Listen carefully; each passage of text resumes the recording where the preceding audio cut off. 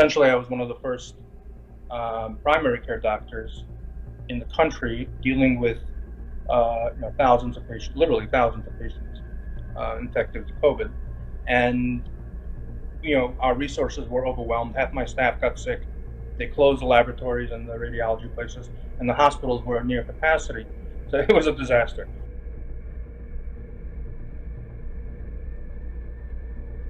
In terms of globally, I've advised 7 governments: Brazil, Honduras, Ukraine, Russia. Yeah, there was a few others. And I've been in contact with Senator Ron Johnson, who's the head of chair of Homeland Security. I get to speak to him weekly. I've been in contact with the White House, and I've dealt with Mark Meadows, who's the president's chief of staff, Stephen Hahn, the commissioner of the FDA.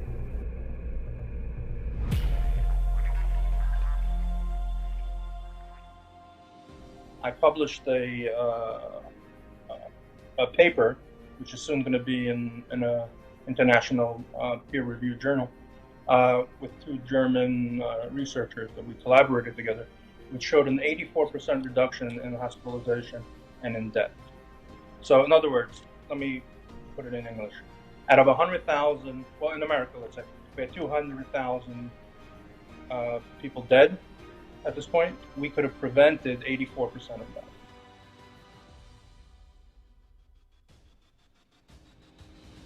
And now we're dealing with a second wave. Yes. In my community, and we have hundreds of patients. Listen, hundreds of patients that are sick right now. No one's gone to the hospital.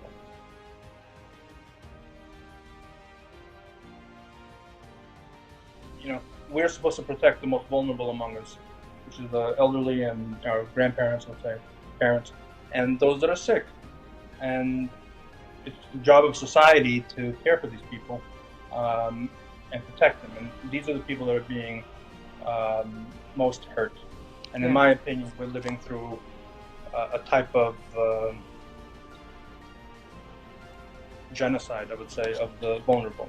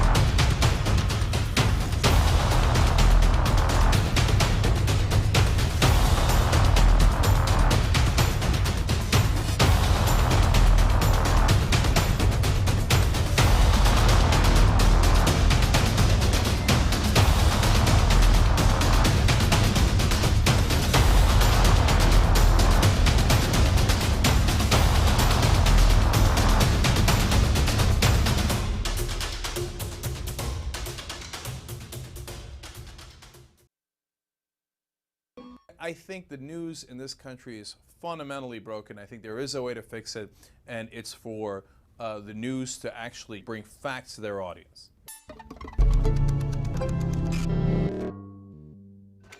I think that the news today, unfortunately, is enormously problematic. I think that the CNNs of the world, and I just use them as a symbol more than anything else, the establishment media, calls everything even when things aren't even.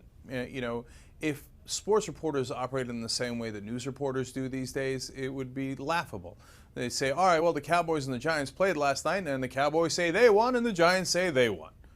No, but who won? There was a score. And in this case, it happened to be the Cowboys. That's what you got to report. But unfortunately, whenever you turn to CNN, they say the Republicans say this and the Democrats say that. And I keep yelling into my TV set, who cares what they say? Tell me what actually happened. And there are real facts. People like to say, well, it's all opinion. That's not true. So, unfortunately, nearly 70% of this country thought that Saddam Hussein had personally attacked us on 9/11 when we went to war with Iraq. There was an objective fact that the establishment media failed to get through to the American people, which is that Saddam Hussein had not attacked us. That is not an opinion, that's a fact. And oftentimes there's an enormous deference to the government, to the Pentagon. If you say on television, hey, I don't believe the Pentagon, they'll look at you like you got three eyes. What? You're crap. That's the Pentagon. I'm like, are you guys crazy? The job of the government, the media is to challenge the government. Does the Pentagon lie? Of course it lies. Every single story. Greetings upon greetings upon greetings. Hi, everybody. Happy Friday. Happy Friday. It's an interesting Friday. How so? Trump has COVID. I heard. Apparently. Well, you know. Find it's very interesting timing of all this. He'll be useful again to somebody, I guess, right? Well, he's not useful to the hydroxychloroquine claim. I'll tell you that much. Stop it. He's not useful to that anymore, I guess. That's how the media is pinning it out. And I found that clip very interesting. And I want to welcome all of you guys, of course, to A Better Tomorrow with myself, Simone Jennifer Smith, and my co-host with the most. The one. Dave Rankin. Dave Rankin. So today, guys, I wanted to kind of start with that clip because I always want to remind the viewers of our show. Obviously, our show's not going to be popular as much as some of this mainstream media because they have much bigger dollars behind them, much bigger people behind them, and there's a system set up in place. But I want you to understand what real journalism is not about what's money is being put into your pocket. That's not journalism. Journalism is seeking the truth, even when the truth may be scary for people and offensive against people like the government. We're here to challenge the government. That's our goal, is to make sure that they are conducting themselves in the best interest of the people. So, in saying that, we, every week, every Friday, Dave and I come and we deliver news that you're not going to see because we want you guys to be getting the back end of what's exactly happening in this world, the things that are not being spoken about by mainstream media. We're starting in Barbados today. Yes, sweet Barbados. That's TNT. You can't do the both. You have to think of something else. What do they say for Barbados? I have no clue. You have more Barbadian friends than I do. Just saying. If you're going to say something. What? Barbados is not sweet? All right, then. Medical practitioners voice concerns over new protocols concerning COVID-19. So, Barbados' Corps of Medical Doctors is waving a red flag about the island's new COVID-19 protocols that go in effect today. Right? Warning that up to 13% of possible COVID-19 positive travelers could slip through the system. In a statement posted on its Facebook page, the Barbados Association of Medical Practitioners, also known as BAMP. BAMP. Such a Bayesian word, right? BAMP. Stop it. Sorry. It said the amended protocols that target persons from medium and high-risk countries such as the United States, the UK, Jamaica, Trinidad and Tobago, and several South American and European countries would likely spend only 2 days in quarantine after arrival in Barbados with a negative PCR COVID-19 test result. Okay. Right? So the 5-day period before the second COVID-19 test includes the days after the traveler took the test in his or her home country. So basically what they're saying is this, right? If a person traveling from one of these medium or high-risk countries is going into Barbados, right? And we've already taken the test saying that they're negative, right? They would have to go ahead and actually possibly spend 1 to 2 days in quarantine. Okay. Right? Maybe, right? But also what they're looking at, as we're going to say right now, right, is that, of course, as we've always seen with these testing, at the false positives, the false negatives. Yeah. Right? Okay. So the 5-day period, right, before the second COVID-19 test includes the days after the traveler took the test in his or her home country. The current protocol states that travelers from high-risk countries will be allowed to leave quarantine on the basis of a negative test 4 to 5 days after the last negative test result. This would imply that a high-risk person who was tested 72 hours before travel, who presents an acceptable negative test result on arrival, would be able to be tested again and leave quarantine in as little as 1 to 2 days after the arrival in Barbados. So this is where the uproar is, right? That, of course, if they've left within a week, and they had this test. And once again, we all know how the results have been. It's very possible that you could test positive. That'd be a sucky vacation. While in Barbados. Okay. Crazy. Okay. Very crazy. Right? Based on a review of the available evidence, including the possibility of false negative testing, such an approach will fail to detect and quarantine at least 9 to 33% of travelers who contract COVID-19 between their initial test and arrival in Barbados. Members of the local medical fraternity expressed concern about the availability of human and physical resources. A volume of high-risk travelers from these countries will necessitate a significant increase in the testing resources and in monitoring the symptoms. Those in quarantine, those in isolation facilities, those in self-isolation at approved facilities as well, right? So just 3,000 passengers a week, right, is what, and listen to this quote, right, would cost an estimated 1 to 2 million in testing supplies alone. So here's the kicker. Okay. Right? This is my dollars. Thing. It's always dollars. Dollars. It's always dollars. But this is my thing here. Mm-hmm. Okay. They have to understand that a great deal of their money comes from tourism. Yes. Okay. And I'm almost sure, I know with tourism, I've been watching them. They're very reluctant, but they're trying to open things back up. They did it with the 1 year pass, let people come in. That's right. I've heard people have done that, and they've said that they've had great experiences with it. Okay. So there's not a big deal about it. I guess maybe my question to these doctors is, all right, if they cut off tourism, or because I know there's something else that they're going to say in this about people paying for their own testing. Maybe I'll let you talk about it, then I'll go a little bit further with my questioning. Right. So travelers are now being asked to arrange their own second test either through a public facility by calling the COVID-19 hotline or privately. Right? Local doctors are calling on government to adjust the protocols so that all persons from high-risk countries must enter with a negative COVID-19 test, and those who fail to arrive with the approved test results should be tested on the arrival. Right? Which again presents another issue, right? Again, for those of you who have taken the test and who have experienced that, swab going right up into your nasal passage, right? I'm not doing it. This is why I haven't gone anywhere. Right? I mean, more importantly, I'm not negating, I'm not telling anybody don't go ahead and do it, but of course, it's not safe. I don't want to do it. It's definitely not safe, right?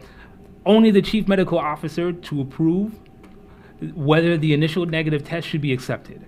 Right. So again, of course, you're trying to go ahead and streamline this process. Okay. Right. All second COVID-19 tests to be at the traveler's expense and not funded by Barbadian taxpayers. So this is my problem here. Mm-hmm. So now, on top of the fees that people are paying to come into a country, we are now there. These islands, and I'm not wronging them, but I just want them to understand how this looks from outside of their bubble. You're now asking people to spend another $150 US just to get tested when they land on the island. That's a lot of money. Of course. Now, is there a way that an airline can include this test? And would Barbados be responsible for making sure that that's done? So I have lots of questions about this. This is kind of like... But it does open the doors. And I say this, I mean, maybe we'll mention this probably at some point, either later today or maybe in future shows. But of course, those out there who have studied UN Agenda 2030, right, with the whole biometrics and so on and so forth, Bill Gates has mentioned the travelers or the medical passport, right? So it does definitely leaves the door open for something this to go ahead now and be approved. Yeah, right? I guess so. Lord. I know. All right, so we mentioned, of course, $150 US. That's a lot right? of money. Yes, definitely. And and if you're a family of 2, family of 3. That's what I'm saying. Family I'm of looking 4, at if you're traveling with a family, you're spending sometimes maybe $600, right? US just to get tested, to go on vacation. There you go, right? So visitors who refuse required first testing on arrival or second test 5 to 7 days after the date of their arrival should be required to complete 14 days of quarantine at a government facility. So this is the thing too. So the 1 week vacations are done then. Is that what we're saying? 2 week vacations are done. No, but I'm saying because people usually go on vacation for 7 to 10 days. Right. But if someone has to stay in quarantine for 14 days. This is the price that people are going to pay to travel. Yeah. Unless you get a vaccine. You stand up. Or you stand up. Or you stand up. Or you stand up. Those are your two choices. Those are your 2 choices. Stand up or get a vaccine. There you go. So let's come back to the wonderful, wonderful country of Canada. And let's see what's happening in Quebec. It was in the first segment. Sorry, Grant. I have a small video to play for you guys. It's really short, but we're going to talk about why we're playing this video in a second. Run that. You are ordered to maintain a minimum distance of 2 meters between each of you, except for members of the same family who stay in the same place. Refusing to comply with this order will result in a fine ranging from All right. So, Quebec, I'll say this, we'll talk. So Quebec gives police legal tools to enter homes quickly to stop gatherings during COVID-19. That's right, everybody. Your door can get kicked down now if you have more than enough people. Now, this is my question. How would they know that there's more people in your house than there should be? Snitches? Go the contact tracing. There you go. It's all those app updates. All those apps that are updating in your phone to let people know exactly where you are.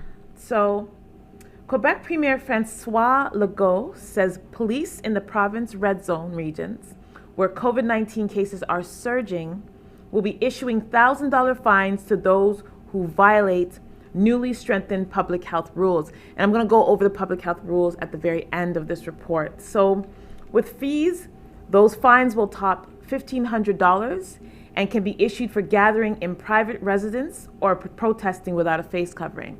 That's right. So if you're in your home, hanging out with your people, and you are contact traced, you can get fined up to $1,500. Or if you have a snitch, like a neighbor who's a snitch, same thing.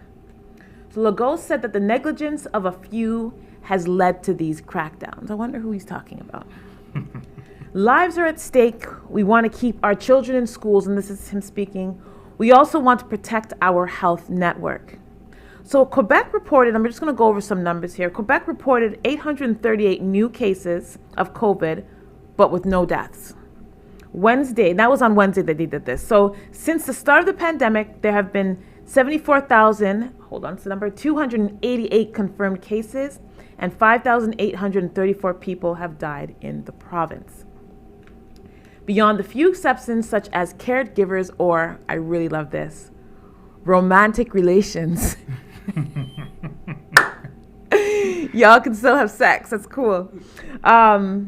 People are not allowed to gather in homes, period.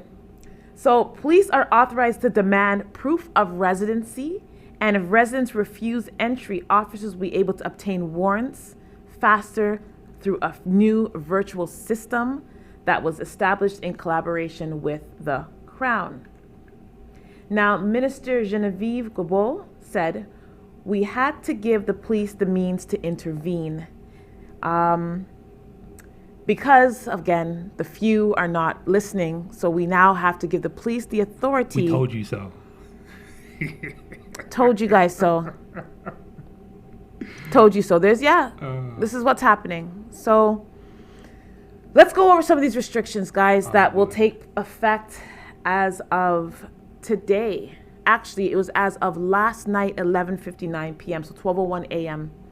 is when, Thursday, 12:01 a.m. is when they went into place. And it's going to be for 28 days.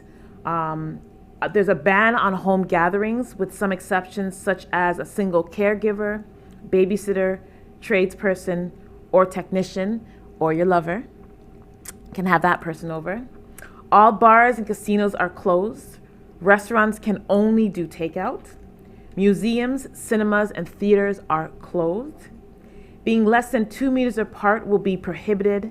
Masks will be mandatory during any type of demonstration. Houses of worship and venues for events, such as funerals and weddings, will have a 25-person limit. That's right, churches, you'd lock off again. Go back to your online service. Hair salons, hotels, and other such businesses will stay open, they said. Schools will also remain open. Libraries will remain open so that you can borrow books only. So that is supposed to be for 28 days. So this is I'm thinking maybe one of the first initial lockdowns that's happened, partial lockdowns that's happened in Canada, yes? Yes. Doug Ford, he came on earlier, of course, for his live briefing. Okay. Right. And he's also mentioned the fact that there are 3 areas here in Ontario that could receive the same treatment: Toronto, Ottawa, and I forget the last one. It may be Peel, I believe. Oh, it's definitely Peel. Right. So it's Definitely Peel. as you can see, the spread of Lockstep. appliance. Lockstep, Right, guys. the application of course, how one place is doing it and how everybody else is following in line to do the same thing, right? Peel has under 1,000 active cases, and this is what they're. Oh, so a little bit of an update. So Peel is Something million total population, and there's under 1,000 active cases, but we're a hotspot. okay. So there's under 1,000 active cases in Brampton apparently, and that makes in Peel, so that includes Brampton, Mississauga, and apparently that's what makes them a hot spot to get locked down. Under 1,000 cases. I guess that's what they're doing. I guess Peel would be considered a red zone if this was Quebec. Well, of course, it is looking at, once again, the increased number of cases, right? So, for instance, 732 additional cases were reported, I think it was yesterday, right? 141 of them in Ottawa, 111 in Peel, and with the majority of them being in Toronto. So they're looking at, of course, shaping everything exactly the way that everything's been laid out in the lockstep procedures, right? So, If you don't know what we're talking about with lockstep, I would definitely say get in contact with us. We can send you some information on that so you can understand what we're saying. But again, guys, this is what's happening. Slowly but surely, we are going back into a lockdown. I said that to someone the other day, and they're like, "Are you just saying that, Simone, or is that like actually true?" I'm like, "I'm telling you what's happening, but I know you're not going to believe me. Yeah. You'll see in a couple weeks." Absolutely. I said, the 31st of October, everything is done. We'll see. Anyhow, when we come back, we're going to be doing a little bit of talking about money. There's some trading things happening in Africa. Dave pulled up some information about that. And since we're on the topic of money, Amazon also launched this contactless biometric palm reading technology. This whole idea of Mark of the Beast is starting to take a whole new form. We'll see you guys soon on A Better Tomorrow.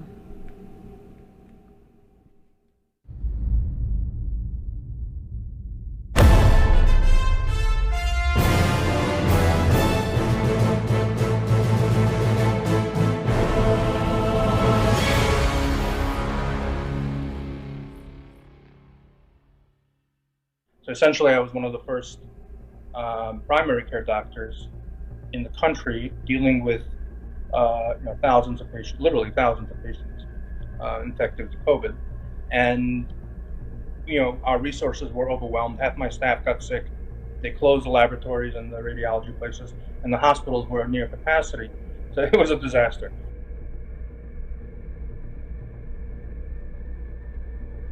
In terms of globally, I've advised 7 governments: Brazil, Honduras, Ukraine, Russia. Yeah, there was a few others. And I've been in contact with Senator Ron Johnson, the chair of Homeland Security. I get to speak to him weekly. I've been in contact with the White House, and I've dealt with Mark Meadows, the president's chief of staff, Stephen Hahn, the commissioner of the FDA.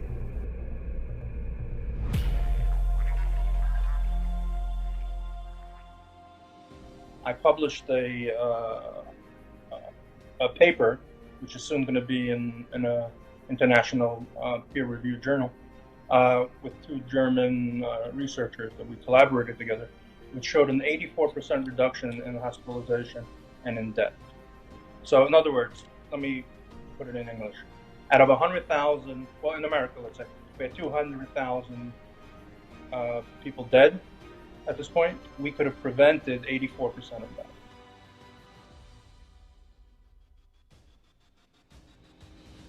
And now we're dealing with a second wave Yes. in my community, and we have hundreds of patients. Listen, hundreds of patients that are sick right now. No one's gone to the hospital.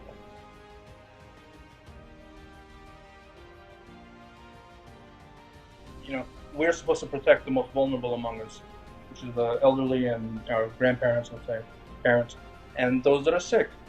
And it's the job of society to care for these people and protect them. And these are the people that are being most hurt.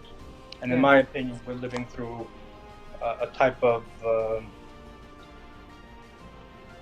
genocide, I would say, of the vulnerable.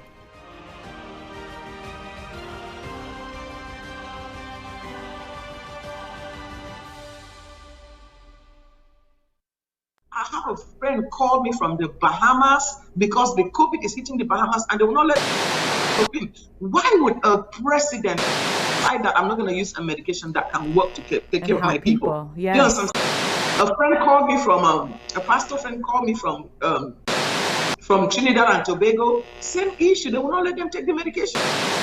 This is, how can you ban a medicine? Oh, we're just going to listen to WHO. Who is WHO? WHO is supposed to work for the people. Yes. WHO right now is only working for Bill Gates. WHO right now is only working for the globalists that want people to put maximum fear on people and then give us a vaccine. I ask all the time, why would a college dropout like Bill Gates be allowed to make medical decisions?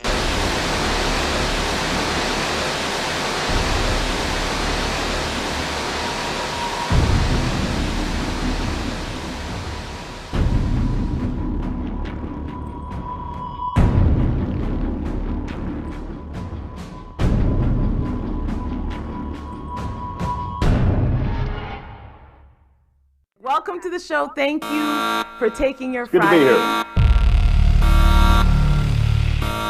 The first thing every totalitarian regime does, along with confiscation and mutilation of reality, is confiscation of history and confiscation of culture.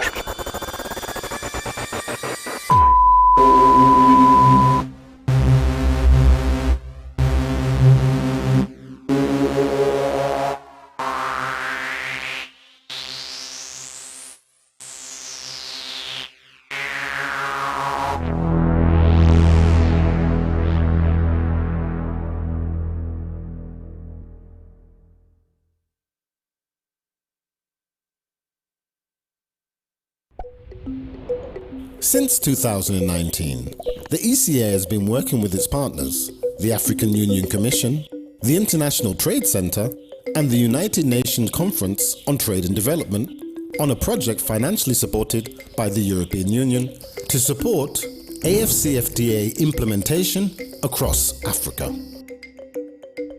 So what is the AFCFTA? Africa currently consists of 55 fragmented markets that are also amongst the fastest growing economies in the world. Yet trade within the continent is the lowest globally. Africa does more trade with those outside its continental borders than with its neighbors.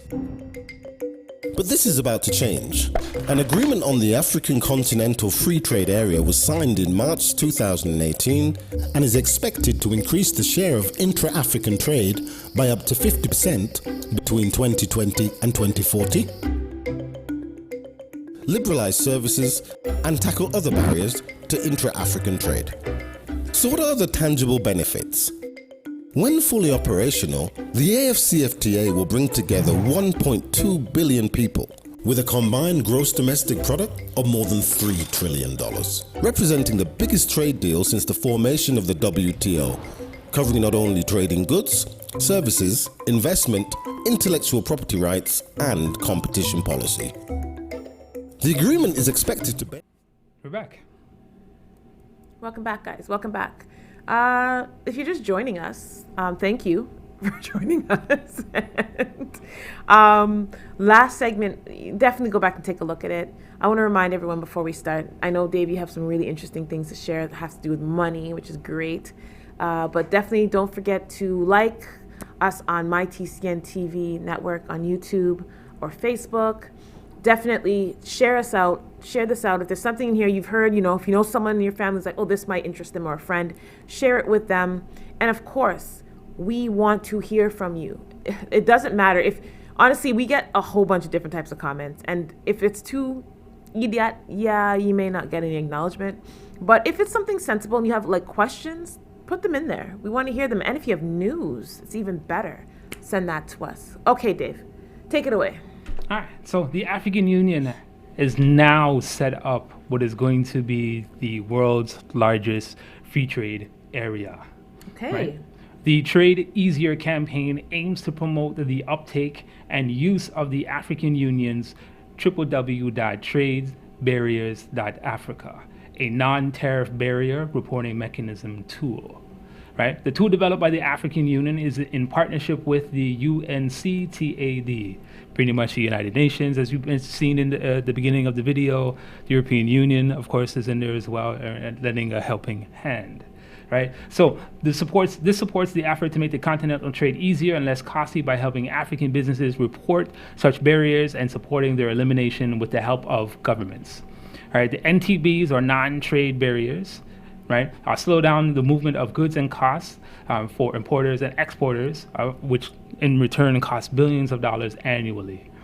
They also stand in the way of the success of the African Continental Free Trade Area, right, as you see in the acronym AFCFTA. I kept forgetting it when I was trying to put it in. I can imagine, right? All right, so every day, many African traders and businesses face barriers to trade, from quotas to excessive import documents or unjustified packaging requirements.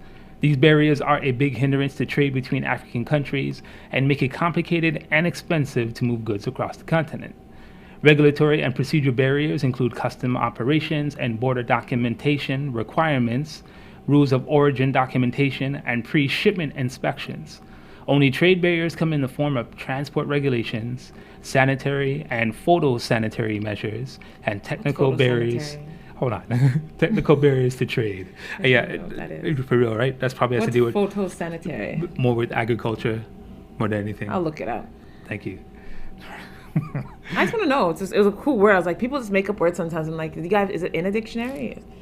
You know, so I'll find it out. Thank you. Thank you. All right, so according to a UNCTAD report, if these barriers are removed, the African economy could gain $20 billion, much more than the $3.6 billion it could recover by eliminating tariffs. The United Nations Economic Commission for Africa, UNECA, estimates that the free trade area can and has the potential to boost intra-African trade by 52.3%. It's crazy. By eliminating import duties, and could double trade if NTBs are also reduced, right? So by means, as you've seen in the video, yeah, it's definitely on the stage to go ahead and eclipse anything else that we've ever seen. Right, with the population of approximately 1.2 billion people, I believe, right? And they said at the beginning of the video there that 3 trillion is the gross domestic product, the GDP. So I mean, it's something, right? It's something in a move in the right direction. As I said before, of course, with the help of the Europeans who are in this, the United Nations, or of course who have also lent a helping hand. Let's hope that once again that it is done for the right purposes, and of course they have as little input than they've already had. Yeah, we can hope for that. Of course, right? Go into the website www.tradebarriers.africa if you want more information on the platforms, of course the initial agreements, and how quickly or soon everything could be go ahead and rolled out. Okay, ready for me? Speaking of money, so as things continue to roll on, we're starting to see certain things come into play. And you know what? I can hear my parents now. It's the mark of the beast. I can hear them now. I can hear it like right back here with this story. So Amazon has just launched a new contactless biometric palm reading technology that scans your right hand to allow you to buy and sell at stores. I do have a question here. Wow. What if you're left-handed? Can you not get this chip? Yes. So all you lefties are saved. Just the rest of us are going to have the mark of the beast. Thank you very much. Amazon has introduced a new palm recognition technology in a pair of Seattle stores and sees broader use in places like stadiums and offices.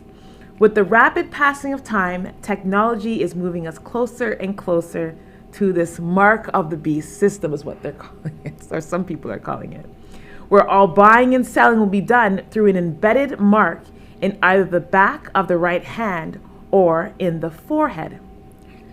Wow. Yep, in the forehead, people. See all this scanning? Everything is priming. Everything is just a priming mechanism. Yes. Think about when you go into some of these stores right now. What do they do with their little guns now to check if you have a fever? They'll try to scan your forehead. Or, interesting enough, you can offer your wrist. But it's like, no. Right? It's interesting that these things are happening, and now they're coming out with this technology that you can just, do the same thing. You can go into a store and buy something by someone just scanning your forehead, your pineal gland. It's interesting. So Amazon today announced that they will be offering contactless payments. Amazon One, from the bottom of your right hand, called palm recognition technology, and it's something your King James Bible warned you about. It could be called Amazon 66 Lite. So that's what they're thinking of calling it. Okay? Who's they? Amazon, maybe. Jeez. Like, that's very blatant. But anyways, in just one generation, guys, and I want you to think about this, we have gone from a card with a stripe to a card with a chip to a card to like literally no card at all. Now it's just going to be going in your hand or in your forehead. So all it will take is one little flip, and there you're going to be buying and selling right from the back of your hand. That's what's happening right now. The company expects to roll out Amazon One as an option in other Amazon stores in the coming months, which would mean Whole Foods might be getting this. Yeah, Whole Foods might be getting this. So in most retail environments, Amazon One became an alternate payment or loyalty card option with a device at the checkout counter next to the traditional point of sale. So they've already slowly started implementing these things in. And how does it work? In 2019, ZK TechCo had a great breakthrough in the palm recognition technology. The new technology has been combined with palm print, and palm vein recognition to set a new bar for the next gen palm. Sorry, last word, recognition. I was going to say something else. My mind was going. So what do you think about that, Dave? What do you think about us being able to go and buy things and just going like this? Oh, hold on. Because Grant likes to do this type of stuff. What is this? It allows shoppers. Okay. This is it. Oh, is this it? Oh. No, you can keep talking. Oh, there's no sound. Okay, yeah. So this is what's happening right now. What do you think about this, Dave? What are your thoughts? You in 2030, the Agenda 2030. That's all this is, biometric stuff, man. They've been telling us a long time ago in regards to their SDGs or Sustainable Development Goals, right? And this is where they're heading to right now, right? And again, we report these news to make sure that not only just that you are aware, right, but make a stand. Gotta make a stand. Absolutely. So when we do come back, away from this palm recognition technology, we're going to be talking about what's happening in the beautiful island of Jamaica. Sweet, sweet J.A. No, Dave. No? You can't do sweet, sweet for everything. Why? It's sweet. Jamaica not sweet? All right. And we'll see you after the break. No, can I tell them what else we're talking about? We'll see you after the break. Jesus.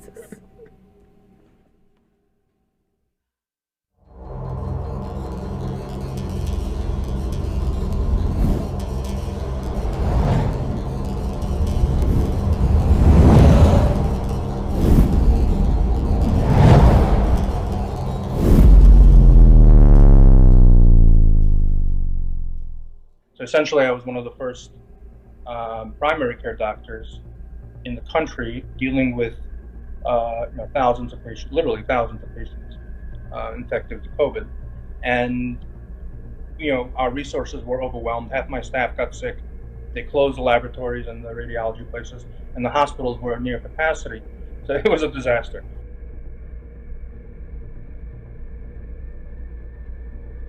In terms of globally, I've advised 7 governments: Brazil, Honduras, Ukraine, Russia. There was a few others. And I've been in contact with Senator Ron Johnson, the head of chair of Homeland Security. I get to speak to him weekly. I've been in contact with the White House, and I've dealt with Mark Meadows, the president's chief of staff, Stephen Hahn, the commissioner of the FDA.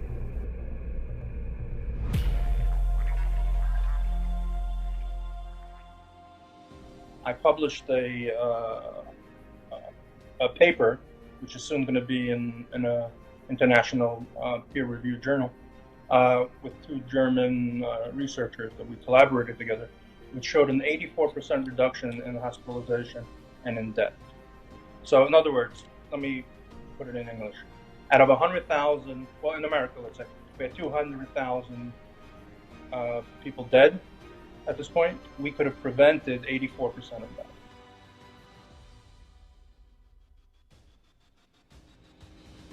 And now we're dealing with a second wave Yes. in my community, and we have hundreds of patients. Listen, hundreds of patients that are sick right now. No one's gone to the hospital.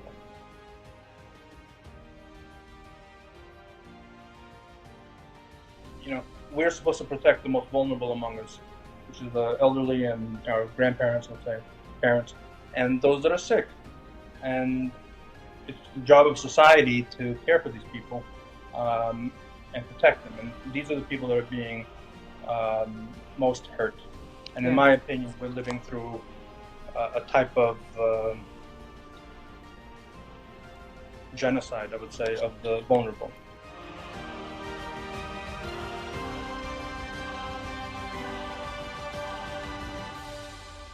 Welcome to the show. Thank you for taking your Good to be Friday. here.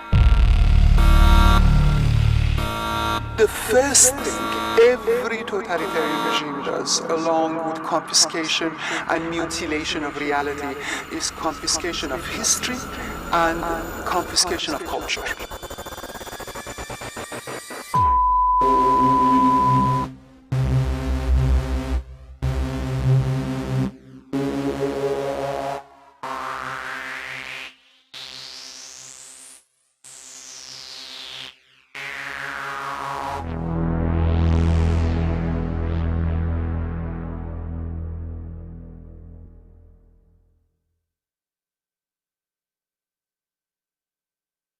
Prime Minister Andrew Holness says the recent distribution of the COVID Allocation of Resources for Employees CARE program has revealed several issues, from identifying citizens to verifying their banking information and making payments, and more importantly, ensuring that those benefiting from the program are among the most vulnerable groups. The COVID-19 pandemic has dramatically accelerated the adoption of digital technologies globally, and our recovery from the pandemic is critically dependent on how quickly we re-engineer, reconfigure, and reorganize our society and our businesses.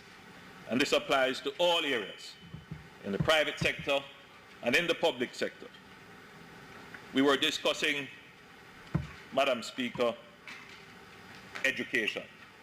Holness is hoping that the National Identification System NIDS bill will be passed this year after the Cabinet approved a policy for the use of minimum biometrics. This includes fingerprints, a facial image, and a manual signature only. One of the issues highlighted when the bill was first debated in 2018. I don't want to determine the parliamentary process, but one would expect that the process is not unlimited. There must be some bound to it, and therefore we would like, before the end of the year, this year, that we should be seeking to pass the bill into law. Meanwhile, leader of the People's National Party, Dr. Peter Phillips, welcomed the move and called for another committee to be established to help review the bill.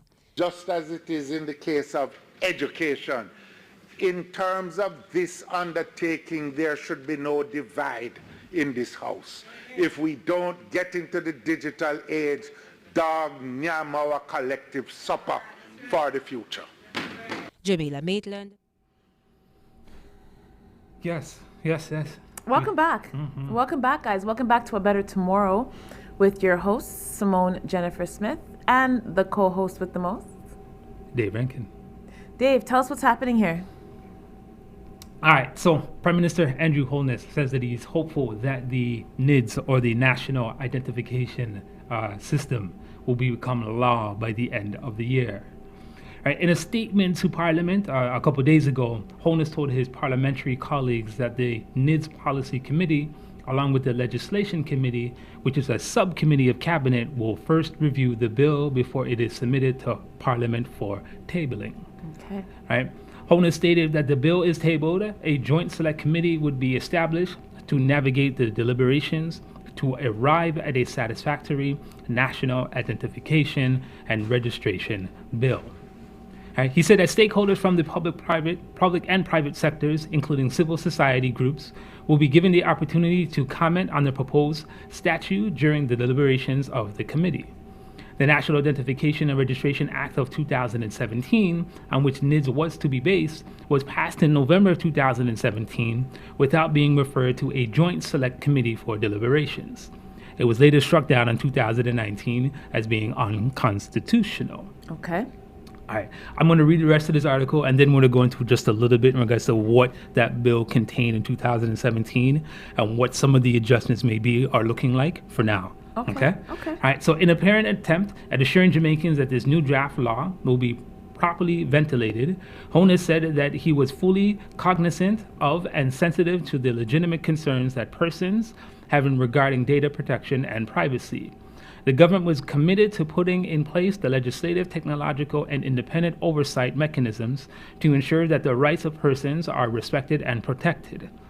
He stated here that the government would also provide an online forum, which is nidsfacts.com, for all Jamaicans to comment on the bill. Right? This article will explain by means, that when you go on there, you'll be able to go ahead and comment on the bill and so on and so forth. Yeah. There is a PDF copy of the 2017 bill, which was passed. It's very alarming and very disturbing in regards to what they required just for registration, right? Retina scan, fingerprints, palm prints, footprints, blood type, blood sample, right? These are just a few things that they went ahead and asked for, right? Also calling it mandatory in 2017. When it was first presented, as the article stated here, the opposition didn't really get a chance to go ahead, didn't have enough time, right, to go ahead and review the bill, let alone, of course, it being passed in 2017, right? So for them to go ahead and bring it back now, once again, in line with, of course, everybody having a global ID, right? We're saying this again because I want people to go ahead and recognize what's happening. It's happening everywhere, right? guys. It's item number 19 in regards to their list of sustainable developmental goals, right? So it's not bullshit, right? So this time around, in regards to the refinement, when you listen to the word again, refinement, right? So this time around, I think they're only asking for retina, footprint, and as well as fingerprint. Oh my goodness. Yeah. Oh my goodness. But what's even more alarming, right, is the fact that what was built into this bill in 2017 was the fines, right? If you're not compliant, it's $100,000 US, right? If you falsify documentation, it's $500,000 US, right? So by means, wow. Yes, right? And where's the little man and little woman who own some shop, right? Who are they can't find that. Of course they don't go ahead and comply because they want to go ahead and keep, their regular day-to-day life, right? But we can see what's happening here, family. Especially with the snap election in Jamaica, the low turnout of voters, right? How this man went ahead and won, right? Man, for those who have ears, let them hear, as the good book says. For those who have eyes, please go ahead and see. And talk to your people there, man. Stand up. All right. So that was a little bit more serious than mine's going to be. Mine is just, I'm going to go sports. I thought this was interesting what was brought to me. Just because, I'm always in wonderment of the distractions that they're going to come up with to keep us off base. So let's talk a little bit about Charles Barkley. So we all know that Charles Barkley is a very outspoken individual. Some people may call him an ass. Some people don't like what he says. Let's see what's happening now. What I love about the world of basketball? They have so much to say. And then took a knee for one day and then went back because they wanted their checks. But they want to talk about rights. So basketball legend and NBA analyst Charles Barkley is taking some heat following his comments on the grand jury's decision on charges in the shooting death of Breonna Taylor. His words: "I don't think this one was like George Floyd or Ahmaud Arbery, and things like that." He stated this on Thursday during TNT's pregame coverage of the Western Conference Finals. Barkley is hesitant to compare Taylor's death to other cases leading to the deaths of unarmed African Americans. So I feel sad that this young lady lost her life, he said. The Basketball Hall of Famer said. But I'm worried to lump all of these situations together. But he's not the only one who thinks so. So apparently, something that was added in there, and he mentioned it in his, I'm not going to say rant, but in his speech, was the fact that we do have to take into account that her boyfriend shot at the cops and actually shot a cop. And this is why he's taking some heat right now, okay? So Shaquille O'Neal, Barkley's TNT colleague and a fellow NBA Hall of Famer, concurred with this. So I have to agree with Charles. This one is sort of lumped in. He said during his broadcast, everyone was asking for murder charges. When you talk about murder, you have to show intent. A homicide occurred, and we're sorry a homicide occurred. When you have a warrant signed by the judge, you are doing your job, and I would imagine that you would fire back. This is Shaquille O'Neal speaking right now. So Barkley O'Neal's take on this whole situation is drastically different from a lot of the other ball players, namely, of course, the man who calls himself King James. I don't know why you call yourself someone who's gay and was raping little kids. Wasn't that King James? And a slave owner. Okay. Oh my God. In a video on TikTok, I know you will. Yeah. In a video on TikTok, former NBA player Stephen Jackson, who was close friends with George Floyd, said Barkley is insensitive and heartless. Lakers superstar LeBron James has been consistent in his outrage and called for justice, a stance he reiterated publicly following his team's win on Thursday. All of you are still making your money, taking the paper, all of you, and have so much to say. No one's going to come off the money, but you have so much to say. Go ahead. Barkley, he's in line in regards to making comments like this, and I mean by Charles Barkley. He's always been saying stuff like this. Mm-hmm. Eric Garner, but the gentleman in St. Louis, the young man who got shot by the cop, right? Same thing. His position was a lot different. I think him and Kobe Bryant we had something similar around that time. Again, they're all Boule members, and of course they'll go ahead and say anything. What's Boule? Right? Explain that. You can't just drop it and not explain it. Of course they can. They've been saying stuff like this for a long time. Boule simply, you're looking at your fraternity brothers and sisters. Okay. You're right, your Alpha, Beta, Kappa. You're right. Boule basically just means the gatekeeper, but the gatekeeper for who, right? Very elite black people, right, in the Americas, because we do have some here in Canada as well. Oh, yes, we do. Right. They're designed in regards to, of course, not only be the symbols, but to make sure that whatever they say, right, keeps everybody in check.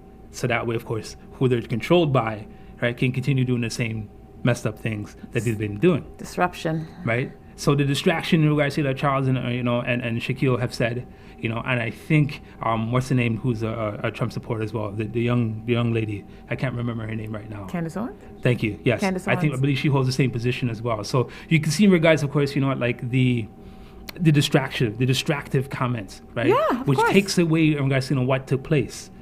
Right? If you kick somebody's door down, they have every right to go ahead and fire, defend themselves.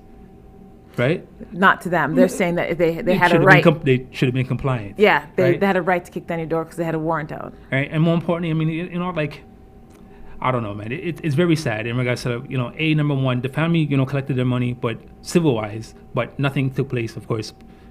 Well, I'm pretty sure, some back channel things did take place, right? So this is going to be an ongoing conversation in regards to, how our brothers and sisters are treated across the border, let alone in regards to how we are treated here, what to take place. Of course, does this now fall in line with the whole defund the police movement, which some of us out there do support, right? So I don't know what to say, man.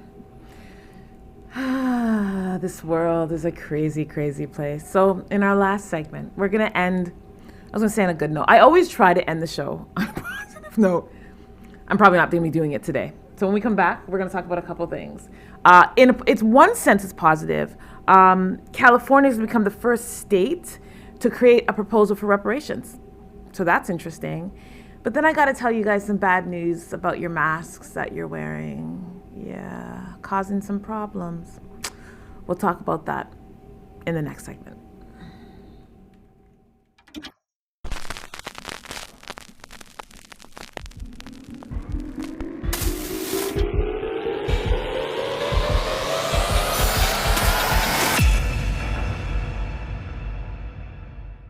Now, COVID, before I leave, I know this is a very important point.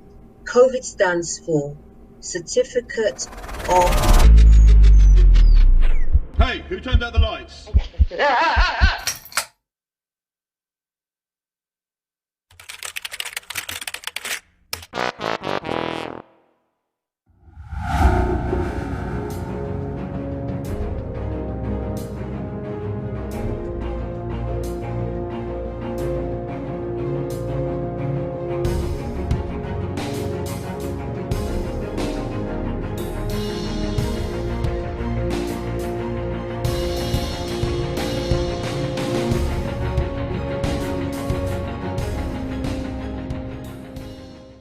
A friend called me from the Bahamas because the COVID is hitting the Bahamas and they will not let me. Why would a president decide that I'm not going to use a medication that can work to take care of my people? Yes. You know, a friend called me from a pastor friend called me from Trinidad and Tobago. Same issue. They will not let them take the medication. This is, how can you ban a medicine? Oh, we're just going to listen to WHO. Who is WHO? WHO is supposed to work for the people. Yes. WHO right now is only working for Bill Gates. WHO right now is only working for the globalists that want people to put maximum fear on people and then give us a vaccine. I ask all the time, why would a college dropout like Bill Gates be allowed to make medical decisions?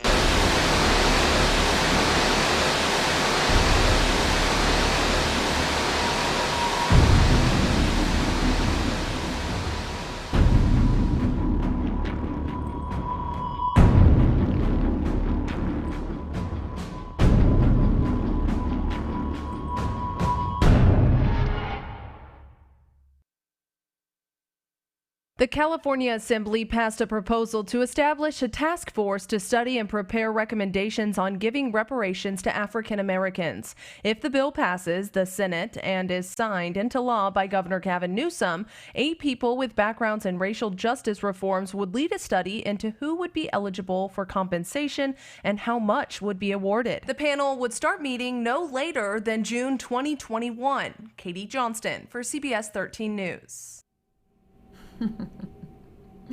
Look at that, look at that, look at that. Welcome back, everybody, to A Better Tomorrow. Yes. California looks like it might have a better tomorrow. Let's hope so. It's interesting. They're that whole state, they've been looking at a few things for a while, in regards to the whole defund the police movement, some other initiatives as well. So, by means, it's good that somebody's, I guess, taking the initiative to take a look, even if they do not go any further, but at least they're doing something now, right? To go ahead and say, hey, listen, you know what? And go ahead and get the ball started rolling, right? Okay, let's see what's rolling. Let's see what they're saying. All right, so as we've seen in the video clip, that California becomes the first U.S. state to create proposals for reparations to descendants of enslaved people, right? California Governor Gavin Newsom today signed Assembly Bill 3121, which makes the Golden State the first in the U.S. to formally adopt a law to study and develop proposals for potential reparations to descendants of enslaved people and those impacted by slavery. The wonderful sister, Auntie, Governor Shirley Weber, that is, who is a Democratic representative out of San Diego. She said Newsom said the law authored by CA Assembly member Shirley Weber, right, and the bipartisan support for its passage are proving a paradigm that we hope to be resonant across the whole United States. Right? Okay. So in a year of national protests against racial injustice, state lawmakers approved Assembly Bill 3121 to force the state to begin to confront its racist history and systemic disparities that persist today. Although California entered the Union as a free state in 1850, slavery continued thereafter. The state constitution allowed it from the previous year. Slavery was then abolished by the 13th Amendment to the U.S. Constitution in 1865. Right? The new law creates a task force to recommend appropriate remedies to the state legislature and determine who should be eligible to receive compensation, which advocates hope to become a model in a country where movements to make amends for centuries of slavery have failed to gain traction at the federal level. Right? So it is something, once again, that people there in the States should go ahead and actually rally behind. Right, as you mentioned before, I mean, even if it doesn't go anywhere, but at least, they're going ahead and taking a look at something. Right. Right. Okay, so let's end the show with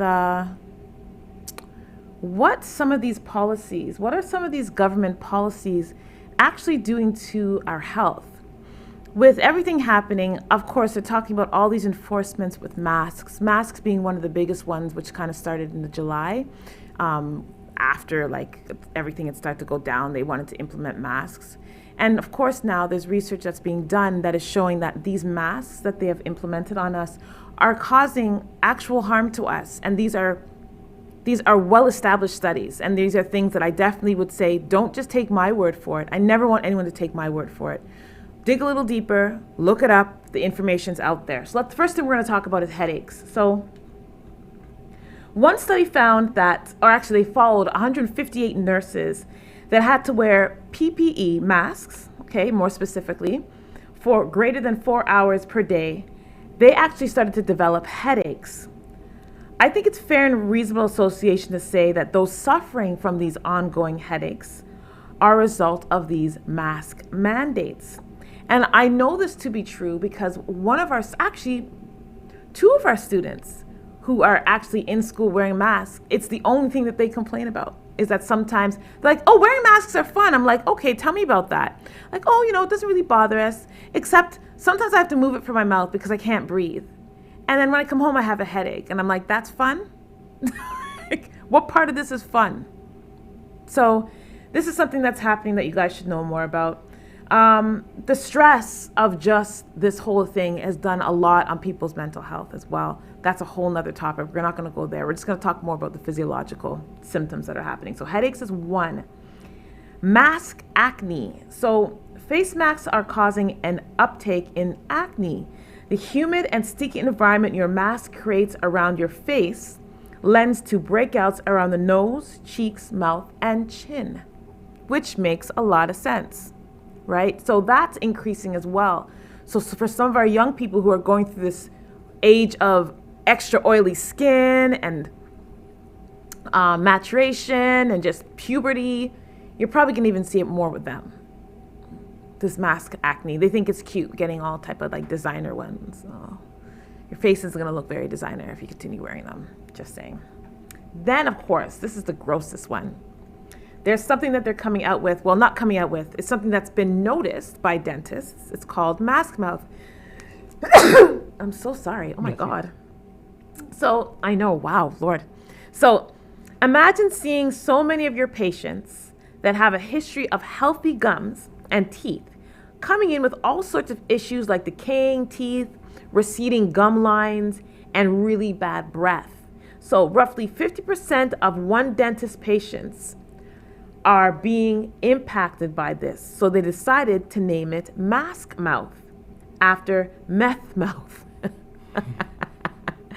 So this is a condition that occurs from forcing air through a mask, which dries out your mouth, creating an environment where plaque can thrive, resulting in a myriad of dental issues.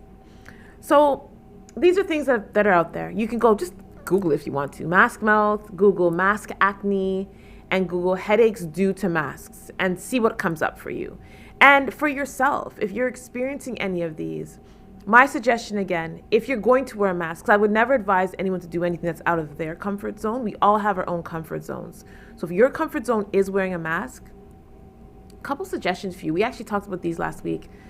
A, don't have the mask on. Remember, they're only for enclosed spaces. So when you're walking on the street, don't have the mask on your face. You don't need to have a mask on 24/7. No one said that. They said in buildings. So if you're going to follow those rules, follow the rules correctly. When you're out of the building, take it off your face and dispose of it. You can't wear it more than once, okay? If you're going to be wearing a mask, follow the rules of the masks. how to wear them appropriately, and what's the healthiest for you guys. So that's our show for today. I don't have mask acne. I only get headaches when it's going to rain, and that's kind of biometric pressure. And my skin is flawless, thanks to Peta and Dark Nubia Naturals. I threw that in there because Peta's always there. I appreciate it. Thank you so much for the beautiful skin. Okay, Dave, any closing lines for you? No, as we keep on saying to our fans, to everybody, to our viewers, we do this just to make sure that you are aware in regards to what's taking place. We'll also do this to make sure that you all have a voice. Please go ahead and use it. Stand up, please. Use us to be your voice. If you don't, and some people don't feel like they have a voice, and that's why we're here. So utilize us. Me more so, because Dave doesn't really talk. Bye, everybody. We'll see you next week. Peace and love. Bye.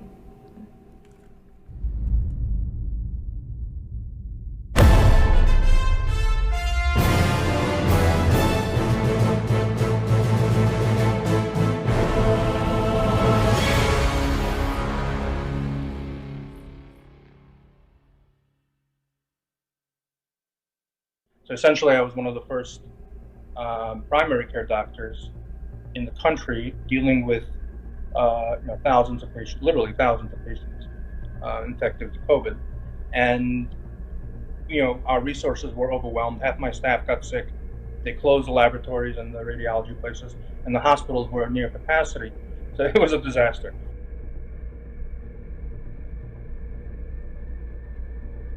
In terms of globally, I've advised 7 governments: Brazil, Honduras, Ukraine, Russia, there was a few others. And I've been in contact with Senator Ron Johnson, the head of chair of Homeland Security. I get to speak to him weekly. I've been in contact with the White House, and I've dealt with Mark Meadows, the president's chief of staff, Stephen Hahn, the commissioner of the FDA.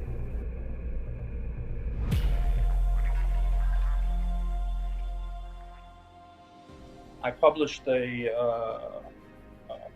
paper, which is soon going to be in an international peer-reviewed journal, with 2 German researchers that we collaborated together, which showed an 84% reduction in hospitalization and in death. So in other words, let me put it in English. Out of 100,000, well, in America, let's say, we had 200,000 people dead. At this point, we could have prevented 84% of that.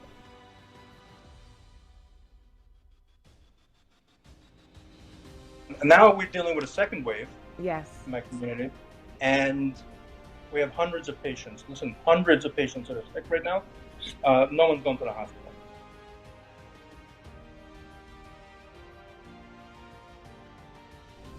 We're supposed to protect the most vulnerable among us, which is the elderly and our grandparents, let's say, parents, and those that are sick. And it's the job of society to care for these people and protect them. And these are the people that are being most hurt. And in my opinion, we're living through a type of genocide, I would say, of the vulnerable.